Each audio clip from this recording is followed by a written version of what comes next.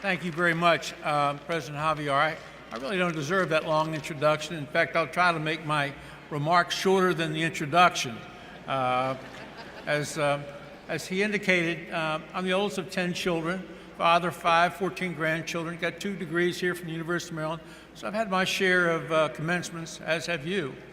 And my idea of a commencement speaker is like you need one like a corpse at an Irish wake. You need the corpse, but the corpse is not supposed to say too much, right? You know, and one thing about President Javier, he gave that introduction the way it was supposed to be, in the sense that I was at Cole Fieldhouse in the early 1990s, giving a commencement address at College Park, and the young co-ed who was introducing me got very confused and very nervous. And my bio says Senator Miller was elected to the Maryland Senate in 1974, and before that he served 1 term in the Maryland House of Delegates, okay? She got a little confused, flustered, as some of us do up here, and said that Senator Miller was elected to the Maryland Senate in 1974, and before that served 1 term in the Maryland House of Corrections, okay? Now, me being a Democrat and coming from Prince George's County, she probably thought it wasn't too far from the truth, right? So we appreciate very much the opportunity to be here, especially the sacrifices you've made. And nobody but yourself knows the sacrifice of yourself and your family made to be here. You know, but you can have ups and downs and put downs, including from your spouses. 21 years after my wife and I have been married, we've been married for 52 years.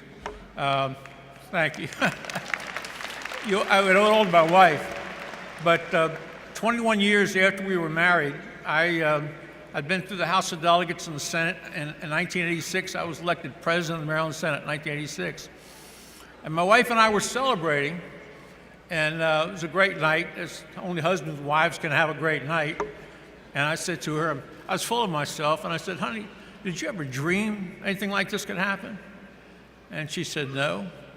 I said, honey, not even in your wildest dreams? And she said, darling, we've been married 21 years, but you have never been in my wildest dreams. You know?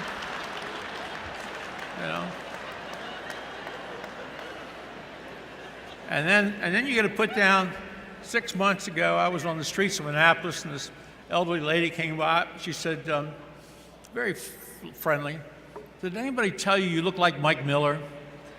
And I said, yes. And she said, does it happen often? And I smiled and said, yes. She said, doesn't that tick you off? Well, obviously I cleaned it up a little bit, but what does tick me off is that people don't appreciate and understand what the University of Maryland, University College is all about. I consider myself sort of the godfather of University College because I was a proud graduate of College Park in '64, proud graduate of the law school in 1967. I was in the House of Delegates in 1970, and they came to me and they said, University College has outgrown College Park. This is a worldwide institution. It needs its separate entity. It needs to be an entity all of its own within the University of Maryland system. And there was quite a few heart pangs from all of us who had graduated from College Park. And in 1964, I'd seen this beautiful building, the most beautiful building on campus, grew up this 5-story building with a conference center, a bar, restaurant, 111 rooms, and it was the home of the University of Maryland, University College. But we voted to make that change.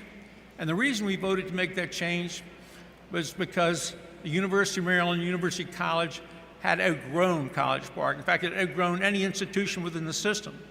You know, it was created in 1947 for troops overseas, and also to offer weekend classes and night classes here at the University of Maryland College Park.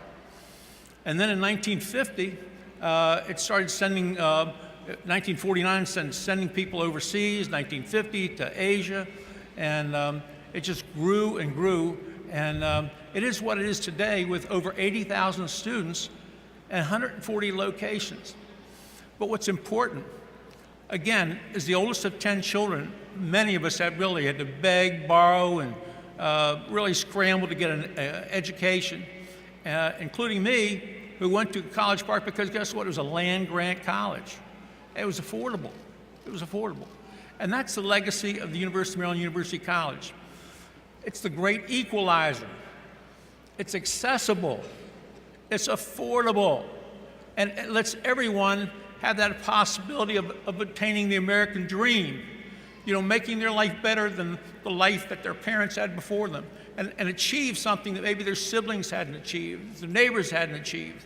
And nobody knows but yourself, again, the sacrifices you've made. Some of you were in the military overseas. Some of you were bootstrappers. Some of you couldn't afford a four-year college. Some of you had jobs that require. I have a lady who works in my office 5 days a week. And on Friday night, she goes to a paint shop.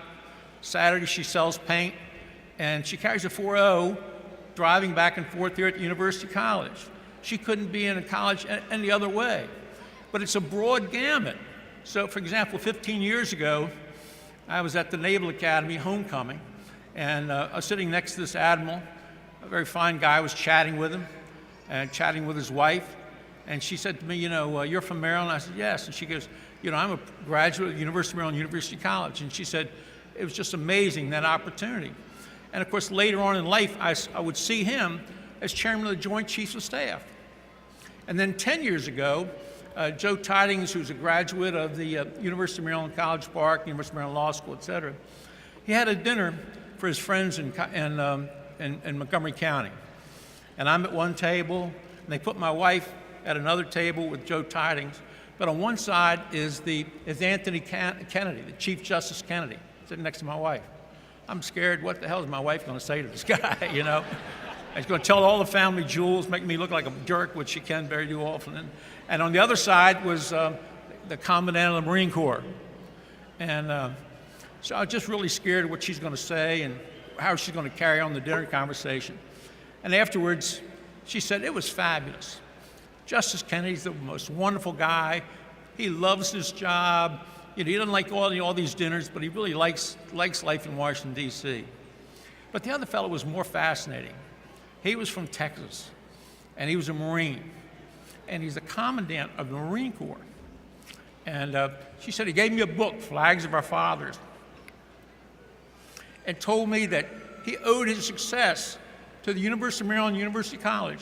Now, mind you, this is the Commandant of the Marine Corps. And what I'm saying to you is this: University College is for everybody. Now, not everybody here is military brass, but everybody here does have brass. Brass, you know what? Because otherwise, you wouldn't be here, right? You have the drive, right? The determination, the responsibility, the integrity, the vision, and the enthusiasm to make this dream come true. Two asks. Washington, D.C. is broken. It's broken. Our state is doing fine. We balance our budget according to the Constitution. We've got millions of dollars set aside in a rainy day fund. We fund education, health care, public safety, the environment, what have you. In fact, this year we lowered the cost of college tuition, and in fact made college tuition more affordable, not just at the University College and other institutions of higher education, but provided for free community colleges for the students in the state of Maryland. It's a big deal. It's a very big deal. So when I say it's broken, I'm asking you to participate in the process.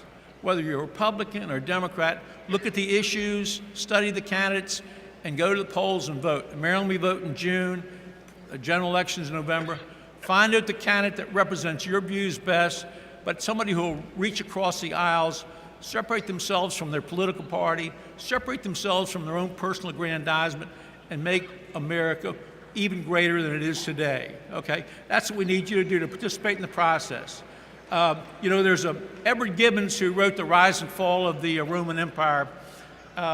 He talked about one of the great democracies, about Athens. And he said, in the end, more than they wanted freedom, they wanted security. When they wanted not to give to society, but for society to give to them. When the freedom they wanted was freedom from responsibility, Then and only then did Athens cease to be free. Ladies and gentlemen, the class of 2018, with your help, America will never cease to be free. But remember also one other quote from Nelson Mandela. Nelson Mandela would set these goals for himself. He'd see these mountains. He had to climb a mountain for his education, a long way off, a long hill to climb. Even farther, he had to get freedom. He was locked up, incarcerated in a single cell for over 20 years. He said, I've walked a long way. He says, I get to the mountaintop. He says, I see the vista, but I don't stop there. He says, because there are other hills to climb. Ladies and gentlemen of the class of 2018, you've had the best of all possible worlds. One, you're citizens of the United States, and two, proud 2018 graduates of University of Maryland, University College. Thank you, and God bless you. It's a privilege and honor to be here. Thank you.